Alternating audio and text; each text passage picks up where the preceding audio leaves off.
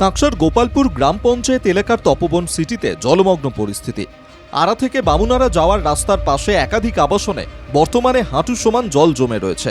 ফলে চরম ভোগান্তির মধ্যে পড়েছেন স্থানীয় বাসিন্দা ও ব্যবসায়ীরা। জল পেরিয়েই নিত্যদিন যাতায়াত করতে বাধ্য হচ্ছেন সাধারণ মানুষ। স্থানীয়দের অভিযোগ, দীর্ঘদিন ধরে এলাকায় অবৈধভাবে ডোবা ভরাটের কাজ চলছে। সেই কারণেই স্বাভাবিক জল নিকাশি ব্যবস্থা সম্পূর্ণ ভেঙে পড়েছে। এটা রেগুলারের ব্যাপার, এটা আজকের নয়, রেগুলার প্র্যাকটিস। এটা এদিনে 4-5 বার এইভাবে জল ঢুকেছে।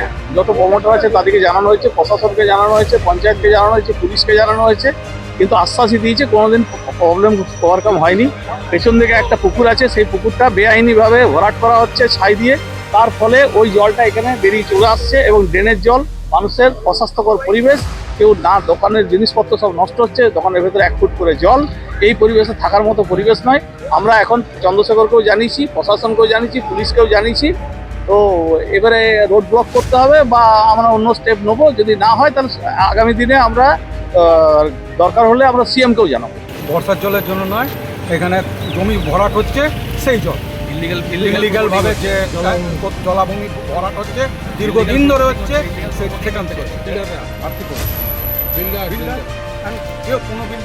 অজিত বিল্ডার না কি নাম বলবো, অজিত বিল্ডার কনস্ট্রাকশন করছে, পুরনো ডোবাকে বন্ধ করে বিল্ডিং কনস্ট্রাকশন তৈরি করছে, যার জন্য আমাদের গাড়ি নষ্ট, এটা মানে অবস্থা খারাপ।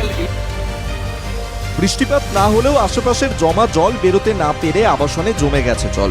বাসিন্দাদের দাবি, বিষয়টি নিয়ে একাধিকবার স্থানীয় প্রশাসনকে জানানো হলেও এখনো পর্যন্ত কোনো কার্যকরী পদক্ষেপ করা হয়নি।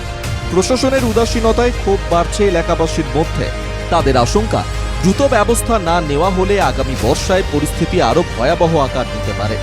ব্যুরো রিপোর্ট, বাংলা জাগো।